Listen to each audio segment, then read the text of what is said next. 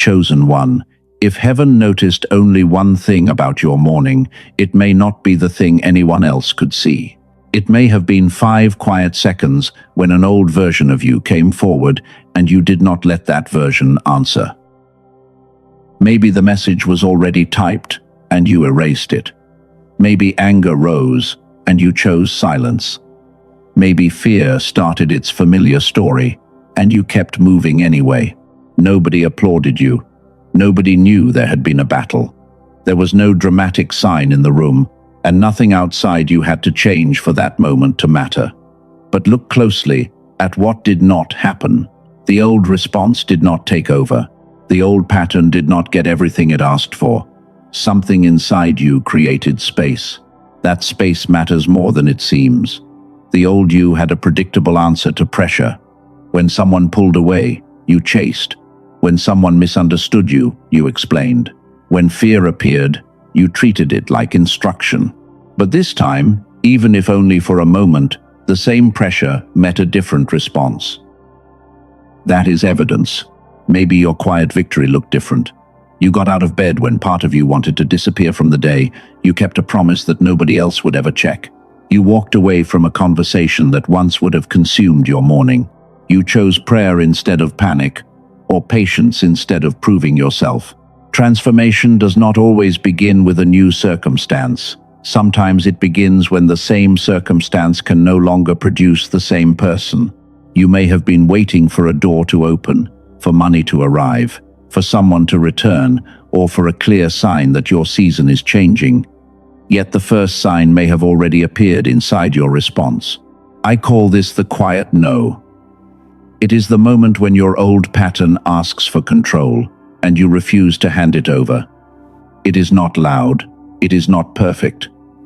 It does not mean you will never struggle again. It means the pattern is no longer unquestioned, and that changes what becomes possible next.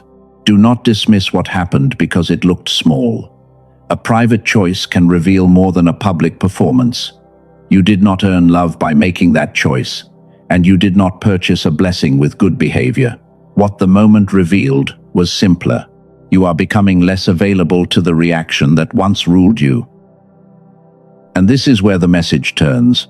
If the old pattern is losing power, why do you still feel tired sometimes? Why can you choose peace in one moment, then feel foggy and uncertain in the next? Why can your heart know that something changed, while your mind still struggles to see what comes after it? That question is not a contradiction. It is the next doorway. Before we reach it, recognize the victory that came first. Think of the moment when you could have returned to the old response, but you did not. Name it quietly. Let it become evidence instead of another moment you minimize. If this speaks to what happened inside you, say this with intention. The old pattern ends. Not because you will never feel the pull again, but because feeling the pull is no longer the same as obeying it. You have already created space between the trigger and the choice. The deeper question is no longer whether you can interrupt the old pattern once.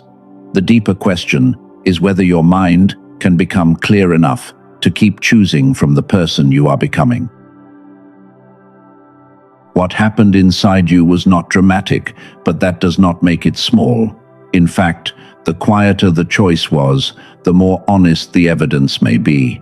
Anyone can perform strength when people are watching. It is different when nobody knows you are being tested, and there is no applause waiting on the other side. This is why the smallest decision can carry the biggest meaning. You did not need an audience to make it. You simply reached a moment where the old response was available, and something in you chose differently. That is where integrity becomes visible, even if only to you and to God. Think about how these moments happen. Your hand reaches for the phone, your mind prepares the explanation, your chest tightens because someone has gone silent again. For years, the next move may have felt automatic, but this time, a pause appeared. You did not have to destroy the feeling. You only had to stop letting the feeling decide. That pause is not weakness. It is the beginning of choice. When a reaction has ruled you for years, even a few seconds of space can reveal that its authority is changing. You are not being asked to become emotionless. You are learning that emotion can speak without becoming your command. Maybe you sat in your car before walking into the house. Maybe you heard criticism and did not rush to defend yourself. Maybe you woke up heavy, but still kept one promise you made the night before. These moments are easy to overlook. Yet, hidden choices often reveal character more clearly than public victories. You do the right thing when nobody can reward you. You protect your peace when nobody would blame you for losing it. You keep walking when no one can see how tired you are. That kind of obedience is not performance, because there is nobody there to impress. Many people still make one mistake. They wait for the outside world to confirm that they have changed. They wait for the relationship to improve, the money to come, or the difficult person to admit they were wrong. But your growth does not need their permission to become real. Imagine meeting the same trigger 6 months from now. The message arrives, but your body does not panic. The silence comes, but you do not chase it. The criticism appears, but you can hear what is useful and release what is not. You are not numb. You are free enough to choose. That future does not begin with force. It begins with repetition. One quiet decision becomes another, and another begins to form a new pattern. But there is another layer we need to talk about, because spiritual intention is not the only thing shaping how clearly you respond under pressure. Some people become more sincere and grounded, yet still feel mentally overloaded. They know what they value, but their thoughts feel scattered. They want clarity, but their attention feels tired. Research into how different regions of the brain cooperate has made this question interesting, because clarity can involve more than motivation alone. I am not naming the resource yet. First, notice the question it raises. What if some of the fog you have been calling weakness is not your identity at all? What if your heart has already changed, but another part of you still needs support catching up? Hold that thought. The private decision mattered because it showed that the old response is no longer your only option. In one important way, it already has. Now, we need to protect you from another trap. The fact that you chose differently does not mean you will never struggle again. It does not mean every trigger is gone. It does not mean you failed if an old feeling returns tomorrow. Growth is not proven by perfection. It is proven by what you do when the old pattern asks for authority again. Many people turn one good decision into a new form of pressure. They say, if I changed, I should never feel this again. Then the feeling returns, and they panic. They assume the progress was fake. But feelings can return long after your loyalty to them has changed.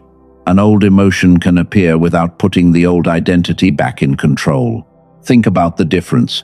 Before, the trigger arrived and the reaction followed. Now the trigger arrives, and you can notice it. You can breathe. You can choose what happens next. That is not perfection. That is power, returning to the place where automatic reaction used to live. This is the unseen decision. It is what you choose when there is no audience, no reward, and no guarantee that anyone will understand. You do not chase just because silence feels uncomfortable. You do not reopen a door just because loneliness gets loud. You do not explain yourself again just because someone refuses to hear you. There is another temptation here. After a small victory, people often go back and test themselves. They check the old profile. They reopen the old conversation. They walk back toward the trigger just to prove it has no power. But you do not need to touch the flame again to prove you learned from the burn. Sometimes the strongest move is simple. Leave the door closed. Let the message stay unsent. Let the silence remain unanswered. Let the boundary exist without another speech. Your peace does not need a courtroom. That does not mean avoiding every hard conversation. It means knowing the difference between courage and compulsion. Courage moves because something matters. Compulsion moves because anxiety demands relief. The other drags you back into the same cycle while pretending you are searching for closure. If you recognize this, say it quietly. I choose differently. Not once, for a dramatic moment. Again, when nobody notices. Again, when the old urge returns. Again, when your mind tries to convince you that familiar pain is safer than unfamiliar peace. Now, give yourself a moment. Think back to the choice you almost ignored this morning. Do not exaggerate it. Do not make it mystical. See it clearly. You had an old option. You did not take it. That is enough evidence to ask a new question about who you are becoming. This is where the next mystery begins. A person can make a healthy choice and still feel uncertain about the future. You can know what you no longer want, yet struggle to see the next move. You can become stronger inside, while your thoughts still feel scattered, tired, or slower than they used to. That does not automatically mean your faith is weak. It does not mean your growth is fake. It may mean two kinds of change are moving at different speeds. Your values can become clearer before your attention does. Your heart can release an old pattern before your mind feels ready to carry the new one. And that is the gap we need to examine next. Why can peace increase while clarity still feels inconsistent? The answer will take us beyond motivation, because the next part is not about trying harder. It is about understanding what may still need support. The receiver gap begins when your inner values have changed, but your mental state has not fully caught up. You know what matters now. You know what you will no longer tolerate. Yet some mornings your thoughts still feel crowded, slow, or strangely distant. That can make you question progress that is already real. You read the same line twice. You walk into a room and forget why you came. A simple decision feels heavier than it should. You pray with sincerity, but your attention keeps scattering. None of those experiences automatically define your character, and none of them prove that your faith has become weak. Spiritual sincerity and cognitive clarity are not the same thing. You can love God deeply and still feel mentally tired. You can have strong values and still struggle with focus. You can know the right direction, while needing more support to organize the next few steps. I call that space the receiver gap. Your heart may already recognize what is true, but your mind can still be carrying years of pressure, overstimulation, poor rest, unresolved stress, and constant decisions. When that happens, even a person with strong intentions can feel disconnected from their own sharpness. Do not turn that into shame. The goal is to observe what is actually happening. If your mind feels overloaded, then adding more pressure may not create clarity. Sometimes the wiser response is to reduce noise and support the conditions where clear thinking becomes easier. Think about how much responsibility you carry. Messages arrive before breakfast. People need answers.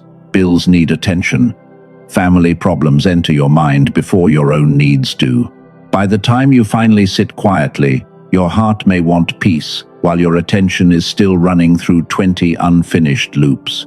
That is why your next step is not simply to try harder. You may need to learn how to protect the mind that carries your decisions. Clear thinking can help you notice what deserves attention, what can wait, what belongs to you, and what you have been carrying for somebody else. This also matters for discernment. Clarity does not make you more loved by God. It does not make you more chosen. But when your attention is steadier, it may become easier to compare options, recognize patterns, communicate clearly, and follow through on what you already know matters. Maybe you have tried meditation, motivational programs, or different audio tools before. Maybe they helped for a while, or maybe nothing seemed to change. Not every tool has the same purpose, and no single resource should be treated like a guarantee for every person. For now, imagine one ordinary morning with less internal noise. You wake up and know the first thing that matters. You finish one task without reopening 5 others. A difficult message arrives, and you do not lose the next hour replaying it. You make one clean decision, then move forward. That picture is not about becoming superhuman. It is about returning to a more usable form of clarity. If that possibility speaks to you, say this quietly: my mind can return. Not because you are forcing a miracle, but because you are giving yourself permission to believe that fog does not have to become your permanent identity. The question now becomes more practical. If your heart has already begun leaving the old pattern, what helps your mind support that change instead of constantly pulling you back into exhaustion? That is where the next part begins. You are not starting over. You are coming back to capacities that may have felt more natural before life became so crowded. Think about the younger version of you. Curiosity came quickly. Imagination had room to move. You could become absorbed in one idea without carrying 10 adult responsibilities at once. That does not mean childhood was perfect. It means many people remember when learning and exploring felt more available. Then, life added pressure. Deadlines arrived. Disappointments accumulated. Responsibility grew. Over time, it became easy to confuse mental exhaustion with a permanent loss of who you once were. But what if you are not rebuilding from nothing? What if part of this season is about removing enough noise to recognize what is still there? You are not begging to become another person. You are learning how to stop organizing your life around the version of you that survived by staying overloaded. This is what I call the restoration window. It is the period after an old pattern begins losing control, but before your new response feels completely natural. You have already proven that another choice is possible. Now that choice needs protection, repetition, and enough mental space to become familiar. The danger in this window is pressure. People feel one breakthrough and immediately demand 10 more. They create harder routines and judge every tired day as regression. But restoration does not always respond to force. Sometimes the next level comes from making your inner environment quieter and easier to trust. Remember the question from earlier: what if the fog you have been calling weakness is not your identity? We can answer part of it now. Many ordinary factors can affect mental clarity, and no video can diagnose the cause. But feeling tired does not erase the evidence that your responses are already changing. This is where liberation becomes practical. You do not need to recreate the person you were years ago. You need to stop feeding every pattern that keeps you scattered. That can mean better boundaries, better rest, fewer unnecessary arguments, and more deliberate attention. Sometimes it can also mean exploring tools designed to support clarity. There is a deeper twist in what happened this morning. The important part was not merely that you resisted one reaction. You became unavailable to an old identity long enough to see another one appear. You may be ready to stop asking whether you have changed and start asking how to live from the change. Picture that version of you. You do not wake up searching for proof that God still sees you. You begin with one clear priority. You protect your attention. You respond instead of react. And when uncertainty comes, you do not automatically translate uncertainty into fear. Earlier, I mentioned another layer beyond spiritual intention. We are almost there.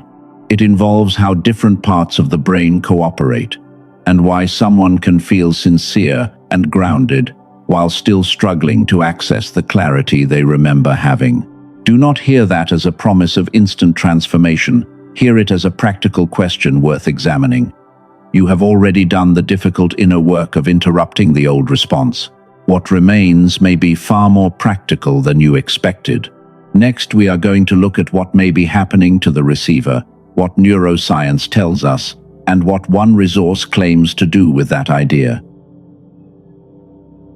Now, we can look at the receiver more carefully. Your values may be changing, but attention, memory, and decision-making can still feel strained. That does not prove one single cause. Sleep, stress, health, medication, workload, and other factors can affect clarity. So treat this next idea as a tool to examine, not a diagnosis.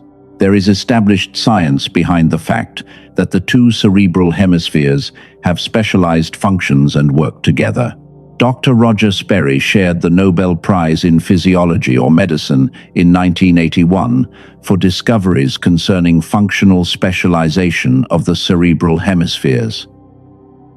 That research did not prove the product I am about to mention.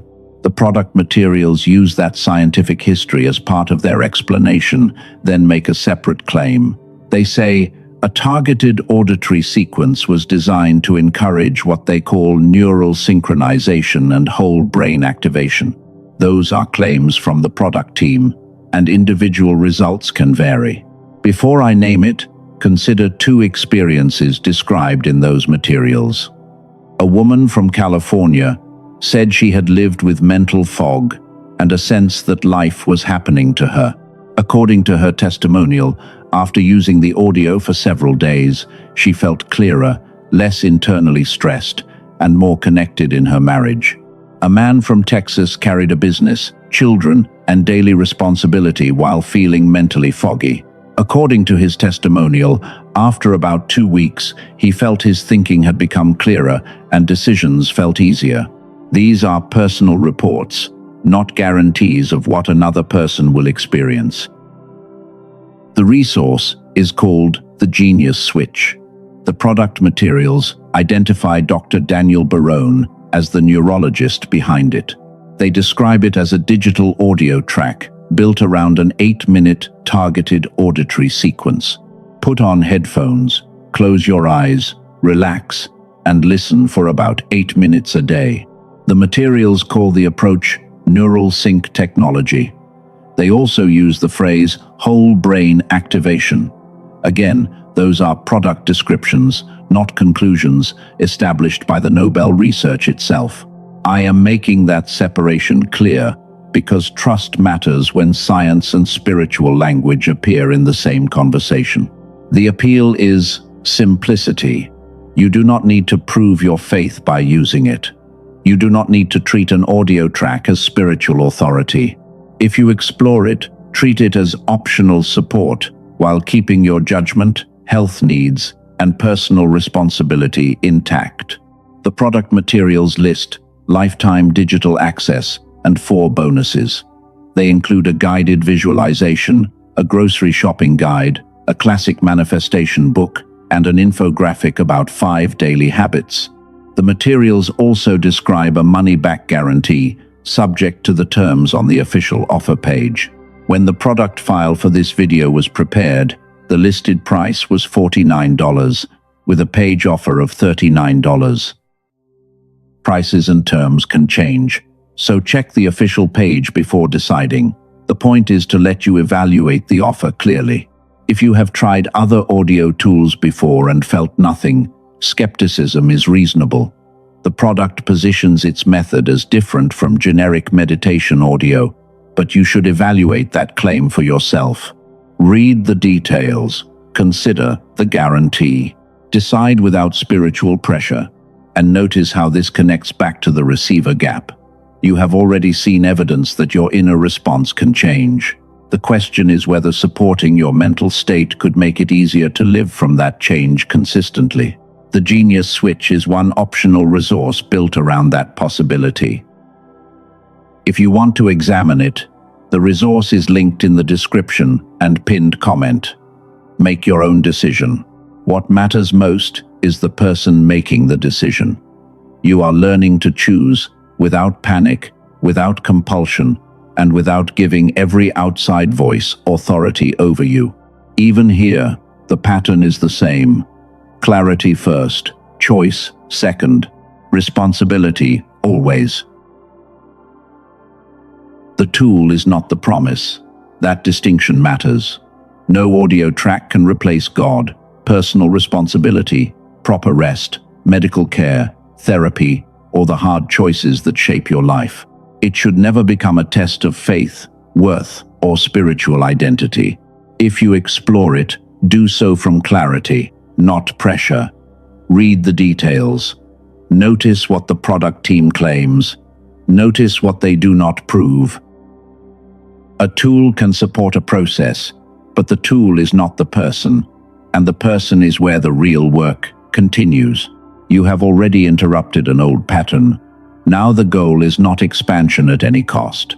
The goal is restoration before expansion. Sometimes the next season is not asking you to carry more. It is asking you to become steadier with what you already carry. You protect your sleep instead of sacrificing it to worry. You stop letting every message become an emergency.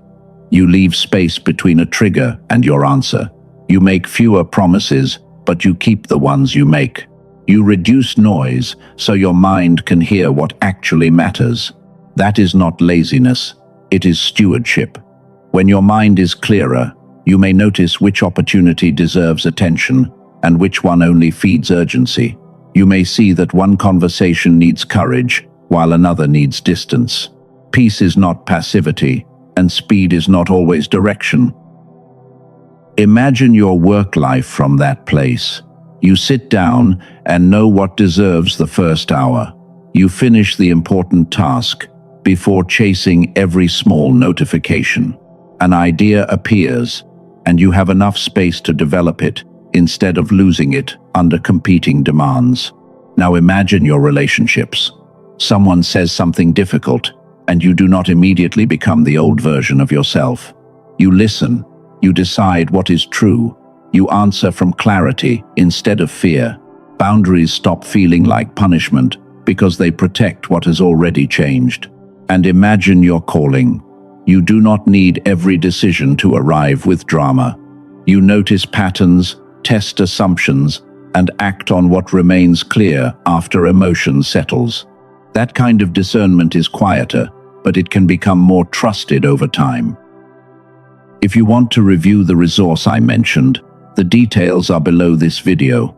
Check the current price, terms, and guarantee. There is no spiritual penalty for walking away, and no spiritual reward for buying. The decision belongs to you. What matters is the pattern underneath the decision. Do you choose from fear or from clarity? Do you act because pressure is loud, or because the choice still makes sense when pressure fades? That is the same skill you practiced when you refused the old response this morning. Say this quietly if it fits where you are. I protect what changed. I do not have to chase every open door. I do not have to answer every demand. I do not have to prove that I am growing by exhausting myself again. Restoration can be holy work too. A quieter mind can support a steadier life. Better choices can make room for the person you are becoming when pressure returns. The resource was never the center of this message. Your restored capacity to choose is the center. The tool is optional. The responsibility is yours. If God is proud of the change, what does that mean for what comes next? Now return to the beginning. God, being proud of what changed, does not mean every problem is solved. It means you can honor a good decision without turning it into entitlement about what must happen next. What did you do this morning? You interrupted an old automatic response. You created space where reaction once moved without permission. You chose differently, even if the choice was small. That is the first loop we can close. What was missing after that? Your identity and your mental state may not recover at the same speed. You can become more grounded while still feeling tired. That does not cancel the change you already made. Why did this morning matter? Because transformation became observable, not perfect, not dramatic, observable. The same pressure arrived, but it did not automatically produce the same response. If you have more space between trigger and response, protect that space. If you have learned one boundary, keep it. If you discovered that silence can be wiser than reaction, do not rush back into noise just because noise feels familiar. Maybe you are listening and thinking that you did nothing impressive this morning. You did not make a life-changing decision. Maybe you simply got up. Maybe you apologized. Maybe you finished what you promised. Maybe you chose not to attack yourself after making a mistake. The person who once quit may continue. The person who once chased may wait. The person who once exploded may pause. The person who once avoided responsibility may finally say, "I was wrong." None of that needs an audience to become meaningful. This is why divine approval should never become a finish line. If you believe God is pleased with sincere growth, let that belief make you steadier, not more entitled. Let it make you more careful with your choices, not more convinced that life owes you a reward. You do not need to prove that you are chosen by forcing every door open. You do not need to interpret every coincidence as instruction. Sometimes maturity looks like doing the next honest thing, then allowing the future to remain in God's hands. The old pattern wanted immediate relief. The new pattern can tolerate uncertainty. The old pattern needed another person to change first. The new pattern asks, "What is yours to do now?" The old pattern confused intensity with truth. The new pattern gives truth enough silence to become clear. So name the version of you that is leaving this season, not with a fantasy title. Name the quality: steadier, clearer, more patient, more disciplined, more honest, more willing to protect peace. Choose the word that describes the person your recent decisions are already beginning to reveal. Then ask one final question. What would that version of you do tomorrow morning before the old world has time to make demands? Small choices built the old pattern, and small choices can help build the new one too. You do not need a dramatic ending to prove that something sacred happened. You need a decision you can carry forward. The message began with one quiet moment, and it ends by giving that moment a future. Before we close, give yourself one quiet moment, not to predict the future, not to force a sign, just to recognize what has already changed. You have survived moments that once felt impossible, and somewhere along the way, you learned that not every feeling deserves control. Think of the old response you are ready to release. The need to chase, the need to prove, the need to explain yourself until someone finally understands, the need to predict disaster before it happens.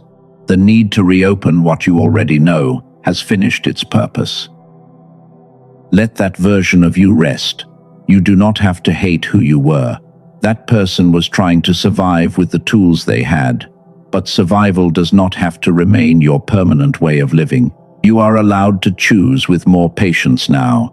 Say this with intention. I am not ruled by the old pattern. I can feel the trigger without becoming the reaction. I can protect what has changed. I can choose clarity over compulsion. I can leave closed doors closed. I can carry a new identity into ordinary decisions. I do not return just to prove that I am free. I do not exhaust myself to prove that I am growing. I do not need every answer tonight. I do not need every person to understand me. I can become trustworthy with my own peace. And if you believe God saw the quiet choice that nobody else noticed, let that belief make you grateful. Let it make you steady. Let it remind you that unseen faithfulness still matters, even when the world gives you no applause. The old pattern ends here. Not because you will never feel fear again, not because every day will be easy. It ends because fear no longer gets the final vote, and the past no longer gets automatic permission to decide your next move. Tomorrow may bring another choice. Meet it as the person you are becoming. Protect your peace, protect your attention, protect the space between what happens and what you decide to do with it. You do not need to force the future tonight. Carry the lesson, honor the change, keep choosing with clarity, and let what is truly yours unfold without chasing it. Amen.